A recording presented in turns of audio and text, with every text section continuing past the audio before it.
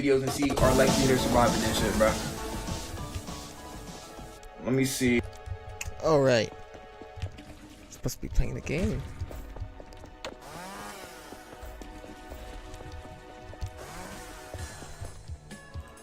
Hold on.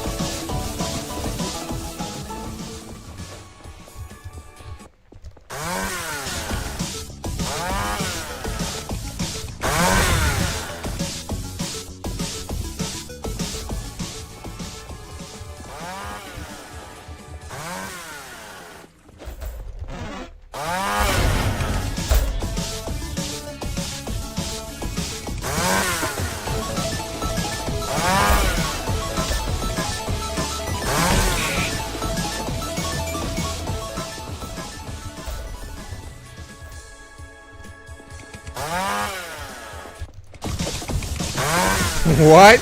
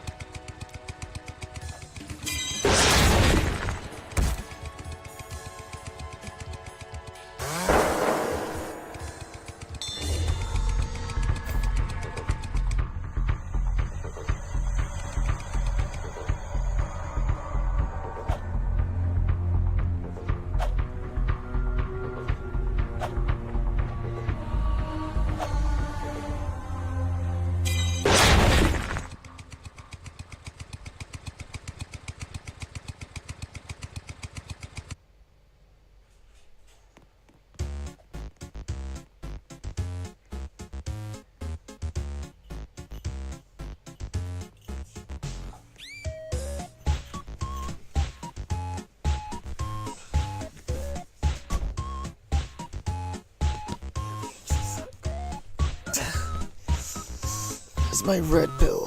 Shit.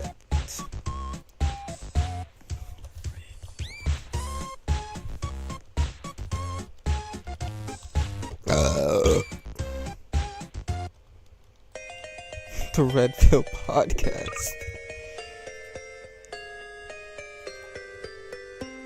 That I was telling her that I had a serious problem with comprehension, and I don't know what. I don't know how much. I explained to her with this. Shit. But you can say it. What's auto build? What the fuck? The red pill.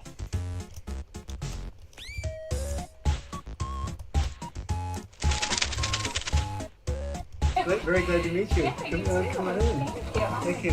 Red pill is beta. So when someone has a low self-esteem, right? So if we look at like red pill appeals to people who are basically betas. The people who are true alphas or sigmas like don't engage in red pill content. And I know that that's a very contentious statement, but generally speaking, what I found is the majority of people that I know in my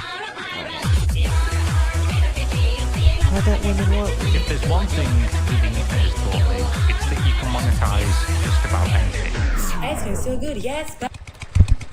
Feminism, toxic masculinity, red pill bros. How on earth are people supposed to find a partner and find love in this insane dating landscape? I've talked about this a lot. We have talked about the Gen Z mental health crisis, which in my opinion is just a loneliness epidemic. We are so lonely. We have literally been dubbed the loneliest generation. I know that we're trying to work on that, obviously, but even though that loneliness has been fostered through social media and COVID and all of these things, I think that the dating divide and the ideological divide has played a huge role. Wendy Walsh, who is a psychology professor at California State University, Channel Islands, and an ambassador for datingadvice.com, told Newsweek recently that, quote, in the last few years, males have become increasingly conservative, and the most liberal and progressive group in America is young females. The political polarization is already creating problems in the dating scene. People in their 20s are either not dating at all or competing for a very small group of people who match their political views. And guys, as I am sure you are well aware by just being young people and humans in this weird culture, I'm sure you are aware that this divide did not happen overnight. And so we need to look back over the political landscape in the 21st century to see how we got here, and most importantly, what solutions we can employ to actually fix the situation. But before we do, make sure that you like this episode and subscribe to our channel if you've not already. And of course, ring that notification bell to make sure that you stay up to date on every single one of our uploads. And if you want updates on all things Brett Cooper and live events and fun things that we're doing, make sure to check out brettcooper.com. Now, back to the show. I think that the easiest place that we can start is with men. And we talk about this all the time. I have been talking about this basically as long as I have been on the internet. And anyone who follows politics even remotely can see the way and understand the way that our culture has alienated men massively over the last decade to 25 years or so. And most recently, in my opinion, it has been the Me Too movement and the lasting impacts of that really unfairly generalized men as predators, which led to massive reputational damage. Innocent until proven guilty was basically thrown out in the courts of social media, in the actual courts of law. Like, that has just not been a thing anymore. There was and still is this attack on toxic masculinity, which stereotypes, normal male traits like stoicism or assertiveness as being inherently harmful. And they even went so far as to say that things like football and hunting and just like normal male hobbies were actually very toxic and were hurting America and were oppressing women. Women would say, F the patriarchy, we want to stamp out the patriarchy. You literally have women who say, I'm a lesbian because I don't need men. I don't want men. I could literally survive without them. We don't need them as a society. And all of this has been known for years now, and therefore society has shamed a whole generation of young men into thinking that they are inherently monsters or predators or less than. It has turned them inward. It has made so many men insecure and feel like they don't actually have a place in our culture and our society, when in reality, you men are so important. I say this all the time. You are the backbone of civilization. You are the backbone of families. We literally cannot exist without you. And yet that has not been the message that you have been receiving from pundits, from Hollywood, from girls on college campuses, whatever it may be, from podcasters. That is not what you've been hearing. And interestingly, a recent British study revealed that nearly 50% of young men reported feeling that being a man is not a source of pride for them, which is just insane. That is the core part of your being. That should be something that you love about yourself, that is so integral to who you are, that you should be proud of. And the fact that 50% of young men say that that's not even a thing anymore. And this is what some of the participants had to say. Quote, there are a lot of negative stories about how men are treating women, which makes people assume that all men are the same, which isn't the case, comments one 20-year-old. Another young man said, there is a feeling that men are responsible for patriarchy and you feel a sense of guilt. Although things were this way before I was born, and in spite of personal effort for equality, these men are trying. They have heard, they've tried to respond, and yet they still are made to feel so guilty and so out of place. Another one said, social media is damaging to men's mental health as a society. We have an expectation of what a man should be. This puts pressure on men to live up to this expectation. So in trying to connect this with current events, it's like, yeah, no wonder young men moved to the right. No wonder in 2024, young men came out in droves for Donald Trump and J.D. Vance, who, they might not be perfect men. What's the man? Where's Andrew Tate?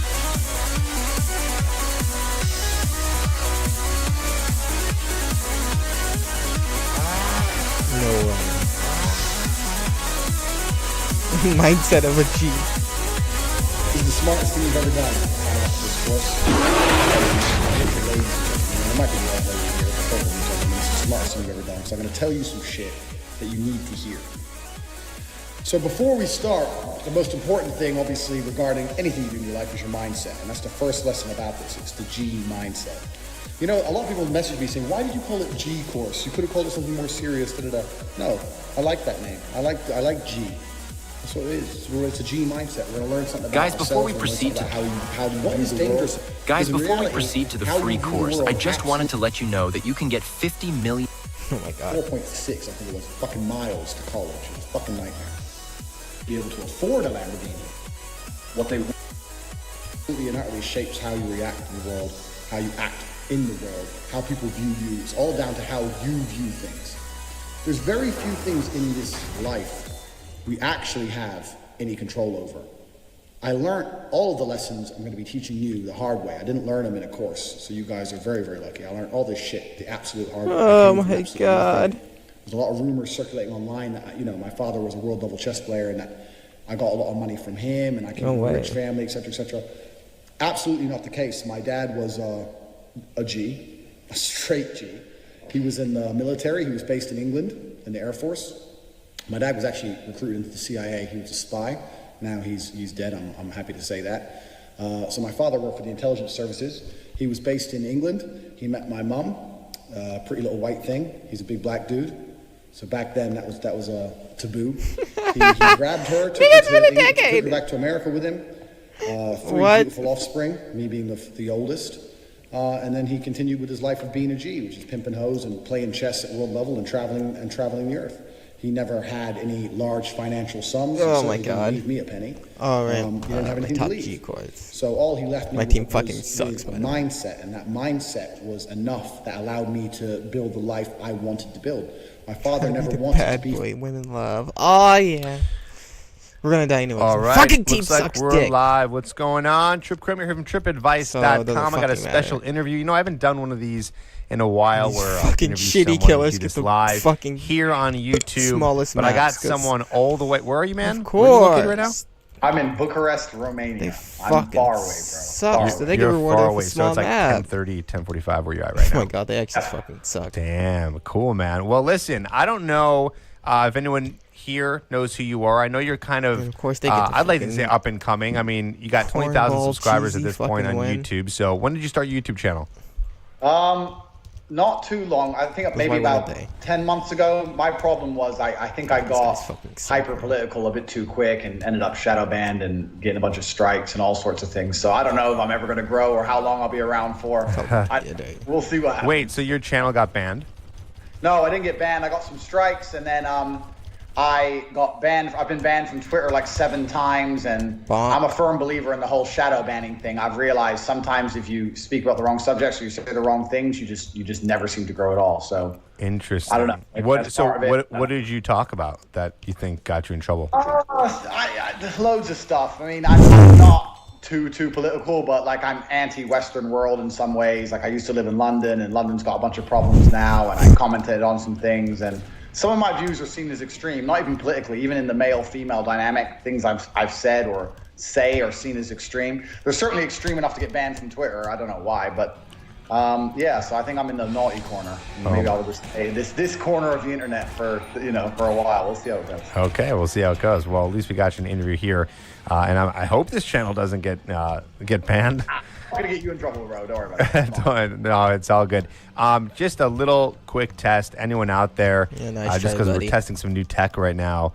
Can you hear all of us? Is it all coming in clear? Is it any massive echoes? So anyone who's watching, give us the lowdown if you can hear us all. It is the afternoon, so we only have a few people, but I guess we'll hear in a bit. So now they hit their shots. So real quick, if people want to find you, what is your YouTube channel? Where can they find you? Yeah, absolutely. So my YouTube channel is Tate Speech, T-A-T-E, which is a play on hate speech. So Tate Speech is where you're going to find me on YouTube.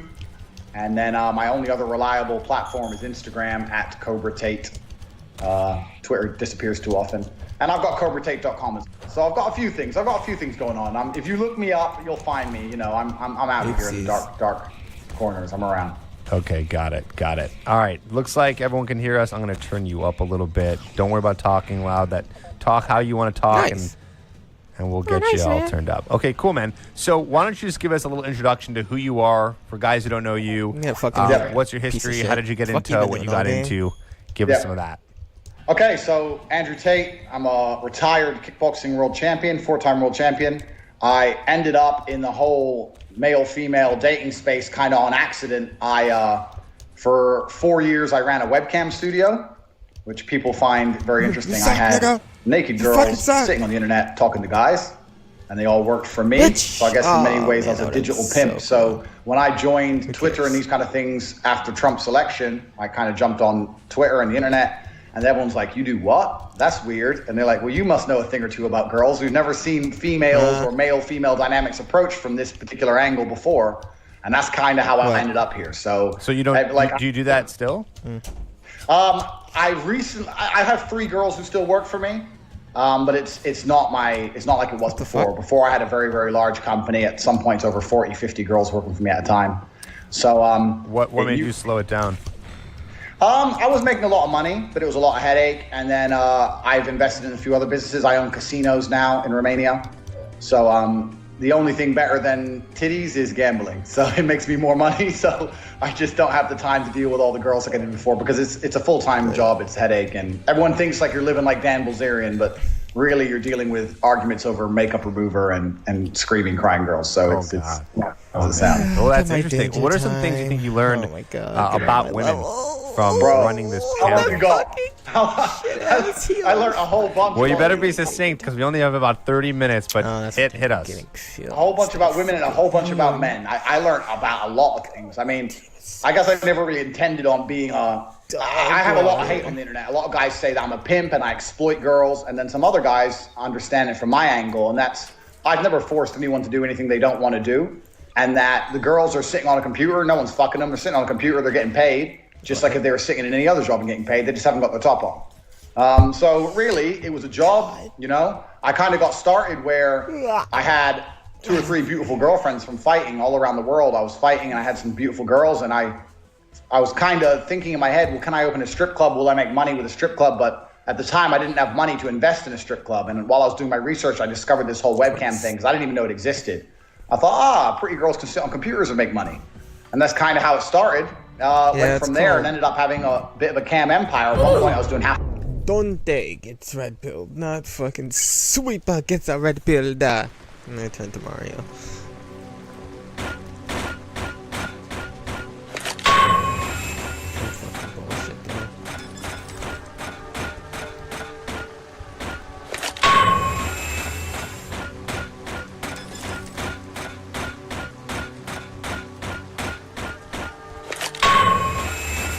I see you and stuff. I was gonna say, can I really still get stunned after 20 minutes? Okay, sure.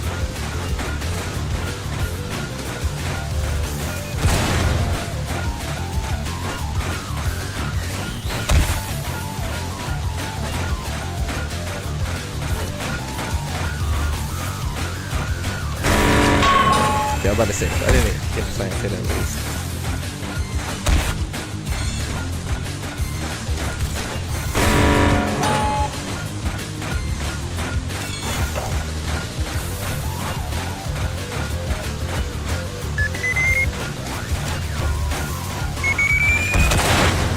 Okay. Hey boy, just wanted to.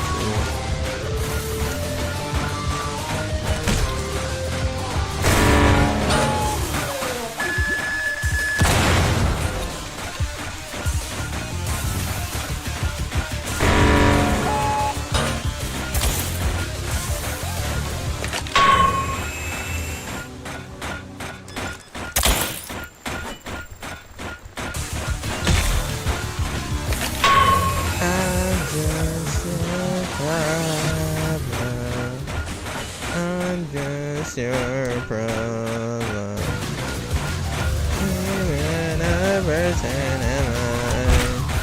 I'm just your problem.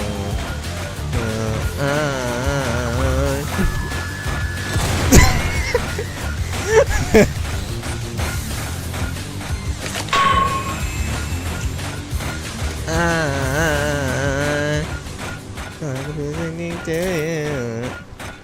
I'm sorry I exist, and I'm your black eyes. And the other ones may come with me, 'cause I'm just your problem. I'm just your problem.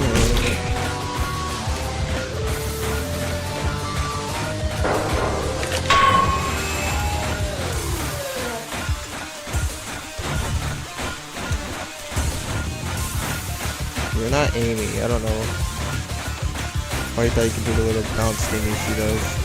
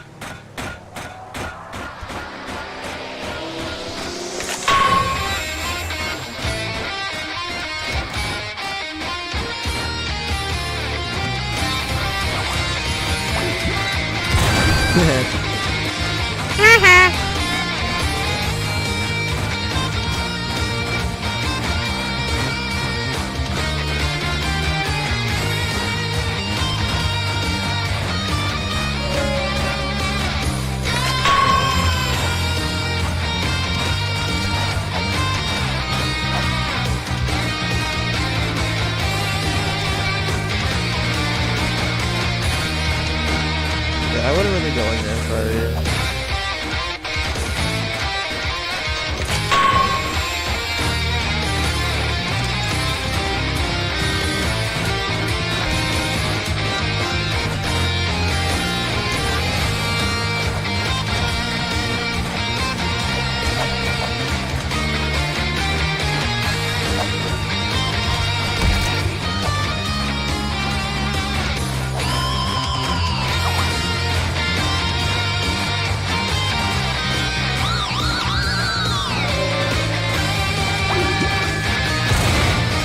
Oh shit.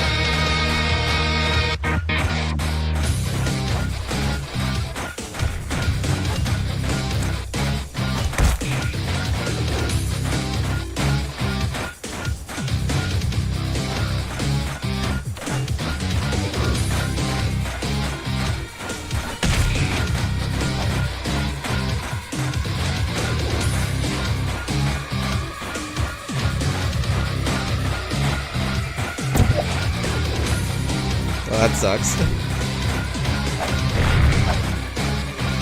Sucks for them, man.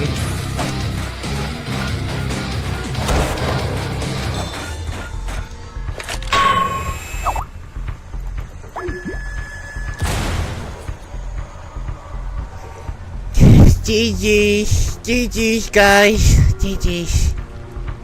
All right, back to the red pill. $1 million a month profit. So yeah, it got big. And that was it, really. I never really was. But never not worth $500,000 a month. You're saying the headache was too big for $500,000 a month. The thing is this. You must have hated it. It must have gotten really bad.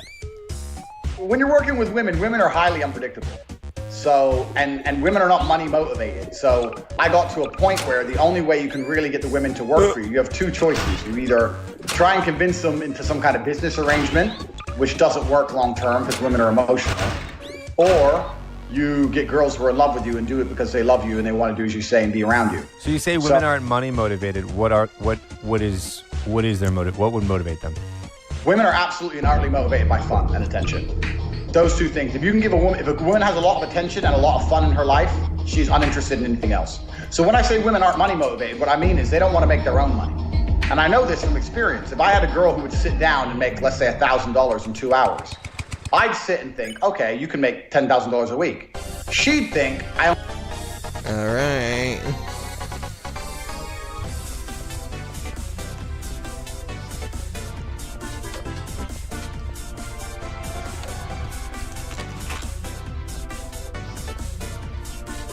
Oh wait, yeah, red pill. I only have to work 2 hours and that's the rest of the week off. They have a completely different attitude towards being rich. They want a rich man. They want fun. But they don't want to have their own money or pay for things. They don't care. They just want fun to be facilitated. They're uninterested in the cost of anything. I've done this many times with very many beautiful girls. I've been on boats in Dubai with supermodels. I've had girls in my Lamborghini. I've done, because I've got a bit of money. And I've said to them, how much do you think this costs? They don't even know.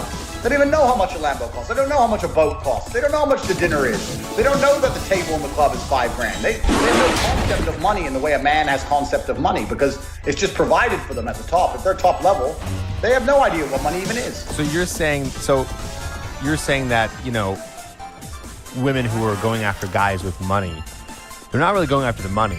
You're saying they're going after the fun. Absolutely. They're not going after the cash. They're going after what the money provides. Right. So they're going after a guy who has the ability to take a time off work to go skiing. They're going after a guy who has the ability to fix their problems if they have a problem. They're going after a guy who has status or is high power or someone that makes them feel important standing next to. They don't actually care about what's in the bank or how much you spend. And we've seen this time and time again. You can what look about at the security aspect? You know, that aspect where, you know, women want the security, because we're just talking about the fun. So you're saying they don't care about security? No. I don't think so at all, because you can look at some very, very wealthy men that are getting destroyed in divorce courts. The richest man in the world just got destroyed. And you can look at guys who are unable to provide security, but they give a girl lots of fun, a healer. like the gardener, who's banging the old rich wife. So I think women are just completely and utterly motivated by their emotions, and if you can spike an emotion in them one way or another, then you're going to be able to affect her in a positive way. I think I've said this time and time again, even if a woman hates you, you're in a better position than if she's apathetic towards you. Women are generally apathetic towards men. They ignore men. They don't answer their messages. They don't care about anything. If you can get any emotion out of a girl, even if it's hate, you're going to be all right. Like, I plenty of girls that are short. But, you know, they'll pay more attention to you when you can bring out more of an intense emotion.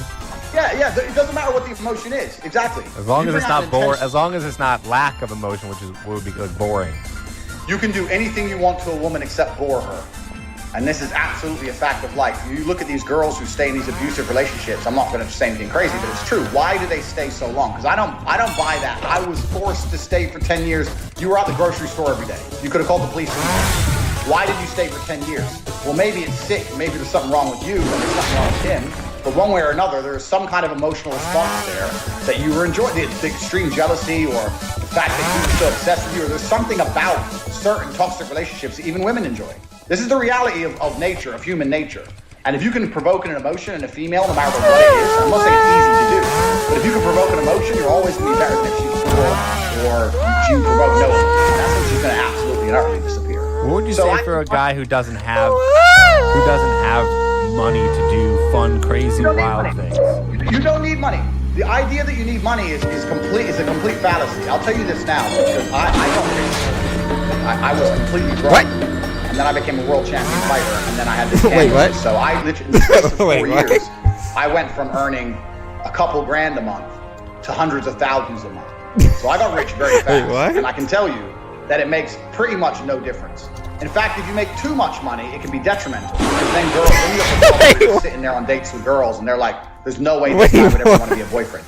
He just wants to use me. He has a Lambo. He has this girl. He's here. He's there. So it can be detrimental. You don't need money. You need the ability to provoke emotion. Now, if you have money in the bank, that's a bit easier. It's a bit easier to provoke emotion if you can say, let's go to Disneyland tomorrow.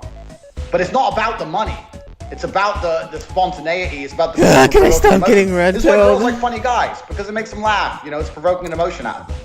This is all it really is. I mean, cash makes that a bit easier, but I don't think women in the Western world anyway, in Eastern Europe it's a bit different, but in the Western world, I don't think women really often in the club when they're about to bang a guy give a shit if he can provide security for their kids. I really don't think it crosses their mind whatsoever. I mean, I don't think... Maybe not in that case, but what about for the long term? What about the girls who are on dating apps, who are looking for their man, who are on the Match.coms and all that stuff, who are looking for a relationship? How does that work in that sense? Yeah, there's this in the red pill Twitter. There's this view of women that they're ultra hypergamous and that they're going to chase the best they can get, etc., etc. In my experience, if a woman can see you have ambition and you're genuinely pushing hard, then she'll be fine. Now, what a woman doesn't want is a guy who's in exercise and isn't trying to get anywhere else. But when I was a struggling fighter and I couldn't pay the rent, I was banging girls left, right, and center, and they were loving me and they were loyal to me. Because why? I think it's just because they could see I had drive and they saw I was a safe bet and I was going to get somewhere and they respected me. This is the basic dynamic of male-females. If a woman respects you, she wants to have sex with you. It doesn't matter if a woman likes you. It doesn't matter if a woman, when I said earlier, women hate me. I have women who dislike me, but they respect me. And this is the thing. You see it all the time in relationships. Oh, me and my wife, we love each other, but we have problems in the bedroom. Yeah, because she loves you, but she doesn't respect you. She doesn't want to get fucked by a guy she doesn't respect. So how can you provoke respect from a woman? Well, money is one way of doing it because money provokes respect from the world. But they respected me anyway because I was a dedicated individual who tried very hard. I'm a smart guy. I had ambition. I was in good shape. They were already respecting me. If a woman respects you, it's fine. So this is what your number one goal is. If you're saying, how do I get women to like me? Forget like. Women don't need to like you. Women don't even need to love you. If women respect you, they'll have sex with you. That is the basic underlying... So how do we provoke respect? How does one do that? Okay, that's a guy watching right now is like, love it, good advice. Now how do I do that? Okay, so it's pretty much exactly the same. Or I wonder if it's like a matter of... It's interesting sometimes. It's like, is it something you do? Or is it actually something you don't do? You know what I'm saying? Yeah. Like, if you're very needy with the girl, it's not about necessarily doing something. It's kind of like you don't do a set of things, right? Like you don't do a set of things, and then they can respect you through that. But I'm sure it's a combination of both. It's a combination, yeah. So for the don't do's, what you can't do is devalue yourself or your attention. I can't do anything about that. What happens now in the modern world, and I can tell you a million stories from webcam about this, but this is the basic dynamic, is that men's attention no longer has value. In the 1950s and 60s, if a girl got the attention of a good-looking guy, it meant something. Because how many times can she get the attention of a good-looking guy? She walks down the street, whatever. In the world of Instagram and Facebook and social media, a girl's getting blown up. So what does your attention have? Your attention has no value. So the way you give it value is one, becoming a higher value man, but another way you have to make sure your attention has value is you don't throw it away. This is why I see all the time. I get message after message from guy in the friend zone. Like, what the friend zone is basically, I'm giving away all my attention without getting any sex in return. Because this is the basic dynamic. The basic dynamic is men give attention to get sex, and women give sex to continue to get attention. This is the basic, this is how it should be. The women sleep with me, otherwise I won't talk to them anymore. Really and I talk to the women so they'll sleep with me. This is a very basic if you break it down. So if you're throwing all your attention away without getting sex in return, what value does your attention have? Zero. And this is how you end up, because it suffers from inflation like anything else. And this is how you end up with guys who are buying presents, taking girls on holiday, doing everything for them, but their attention is so low value that it means less than one text from me after 3 months. Yeah, I just worked with a client. We got off a phone call today, and he was in the friend zone, and he was very young, right? So he didn't understand. So he's like, yeah, I bought her these boots that she really liked, and then I did this for her. And it's like he's doing exactly what you're saying, right? He's just trying to buy this attention from her. And It's never worked. Didn't work. It didn't work. Ow. And that's it. So you can't do that. And the other way is how you make women respect you by being a person who's worthy of respect. The same way you make a man respect you. I mean, I really think that if society respects you, females will respect you by an extension. And there's lots of ways you can do that. Obviously, having money helps with that. Having a good job helps with that. Having a nice apartment, a nice car helps with that. Being in good shape helps with that. Being smart, being witty, all these things help. But this is the reality of life as a man, is that you have to build your value. People say to me all the time, oh yeah, hey, you get girls. I said, I got girls because I became a kickboxing world champion. That's thousands of hours in the gym. I wasn't born with some magic. I'm not Ron Jeremy. I wasn't born with some tool.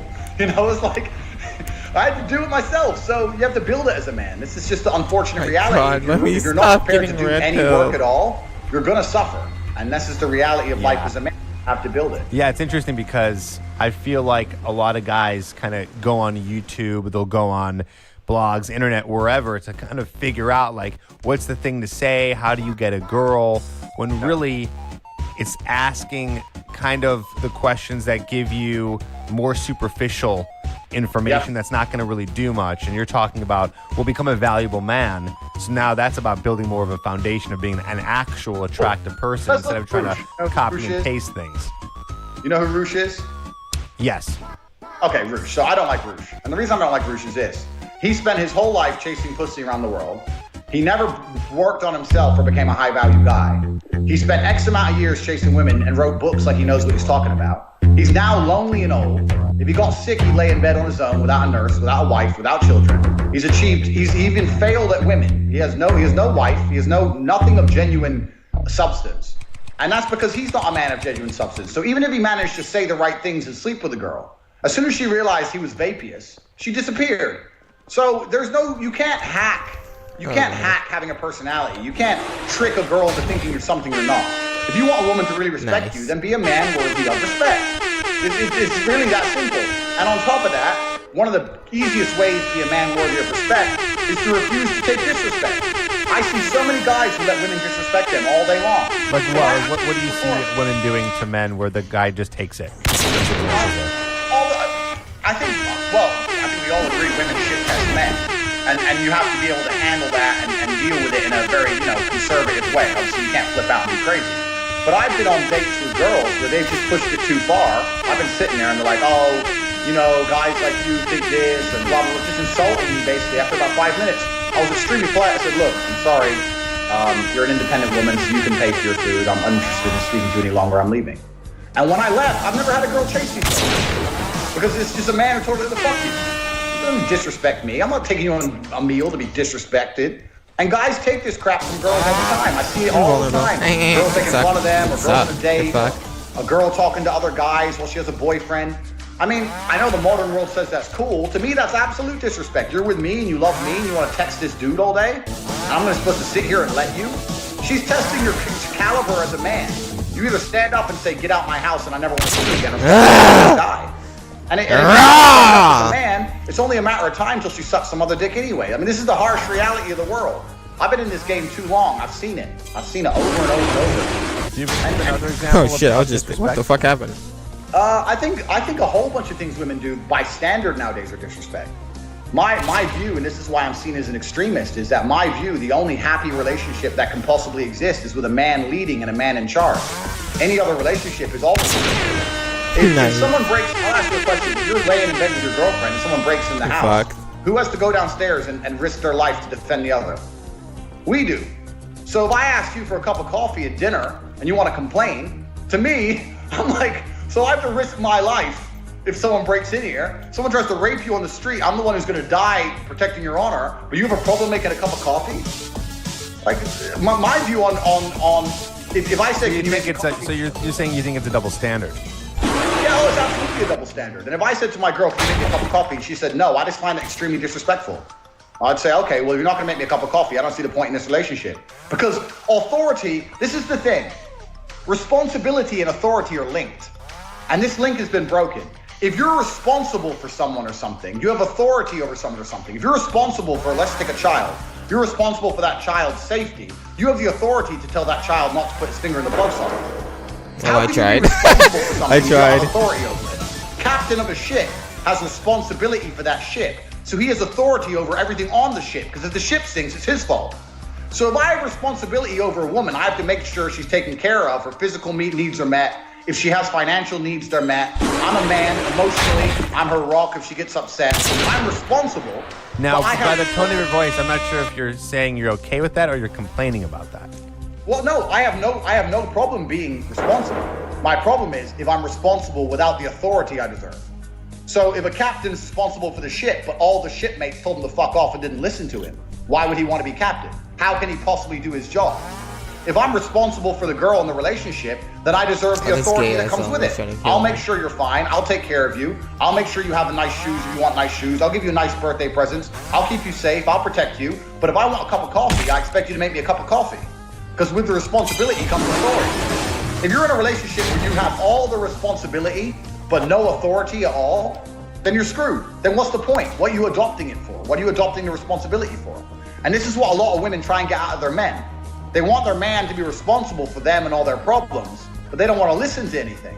That's an unfair exchange. I'm not going to be responsible for anything without authority. If a girl won't listen to me, should be I don't consider myself responsible for her. They should not be and therefore, able to she can piss off and go be a hoe.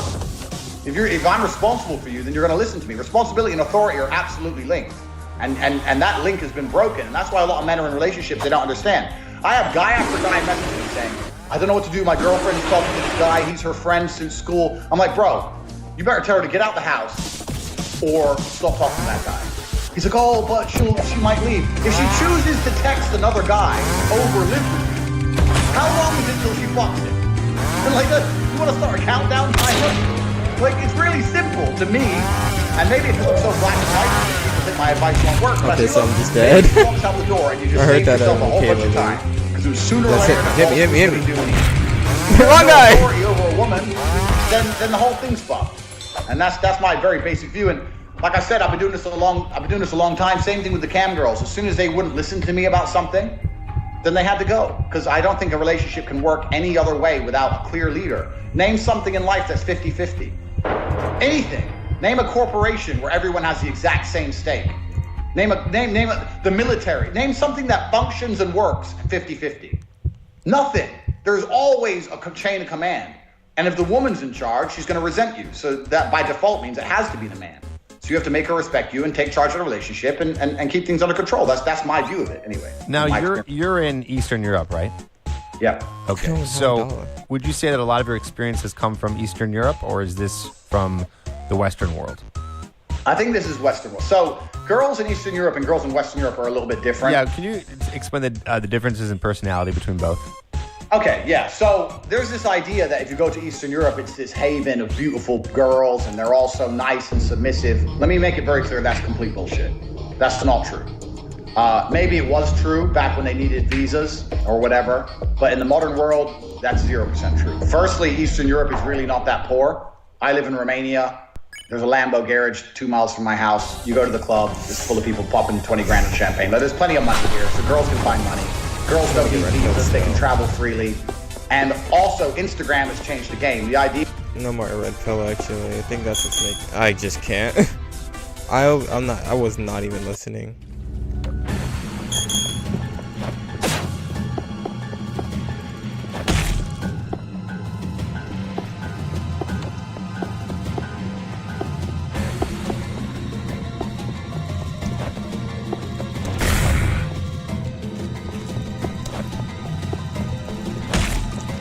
Stupid.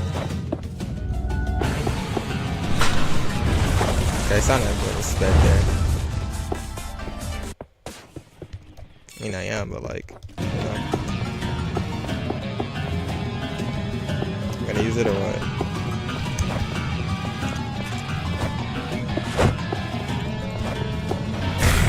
Okay, that should not hit.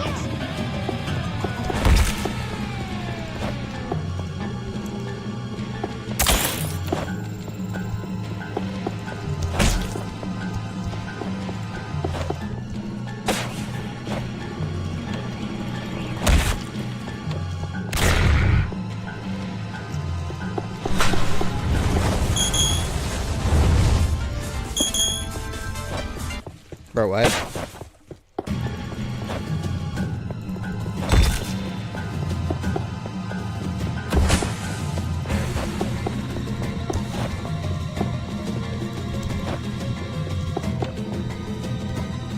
Oh my god, I'm stuck!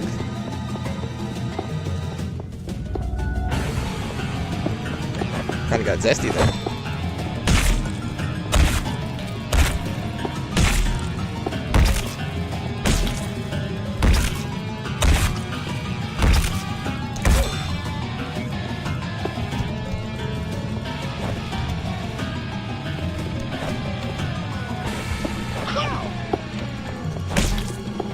Okay, just heal him and then die then.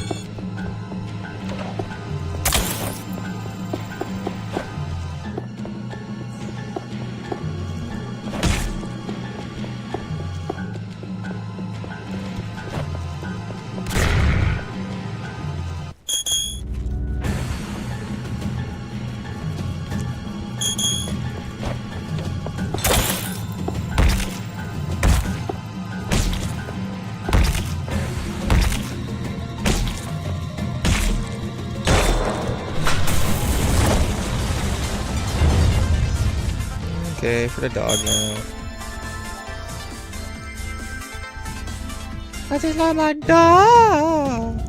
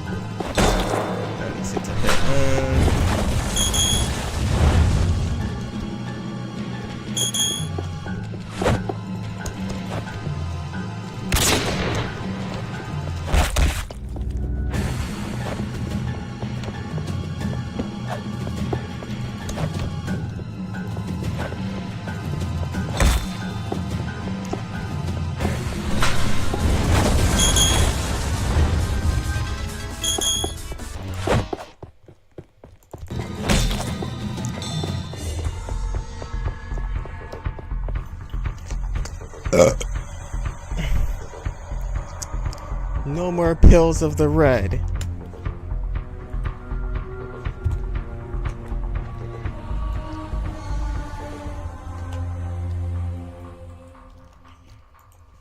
Well, maybe some.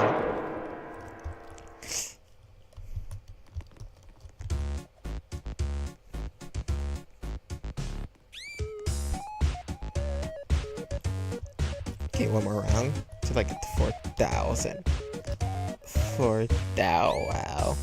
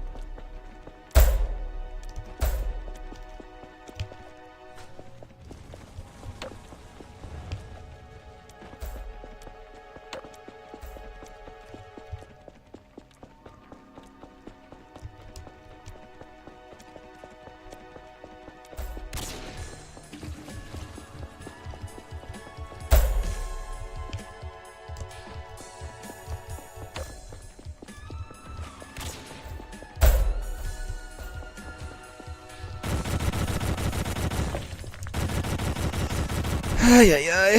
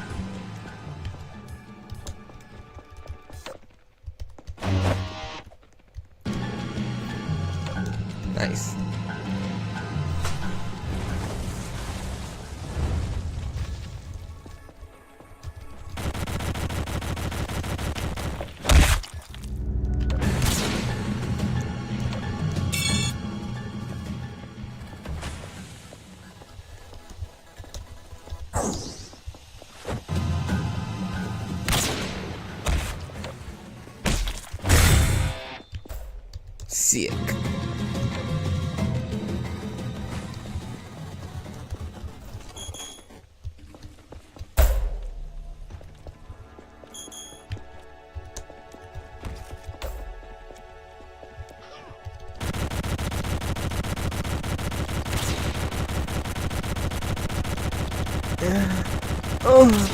Oh, finally, bro. Jesus.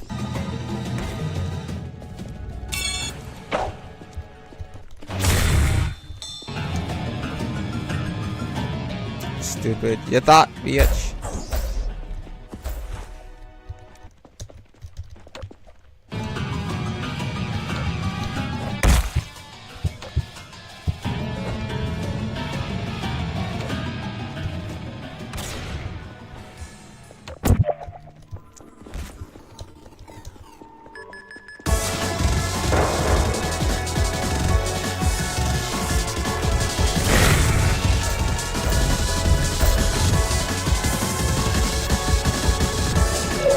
Damn, Donte! I'll get you next time!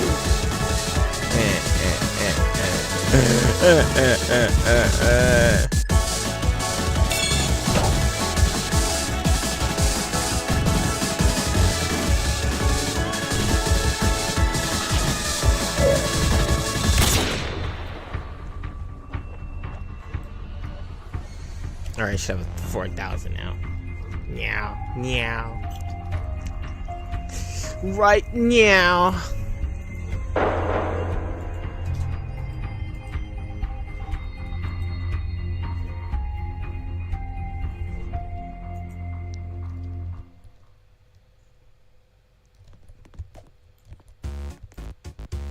There it goes. Alright, we're good.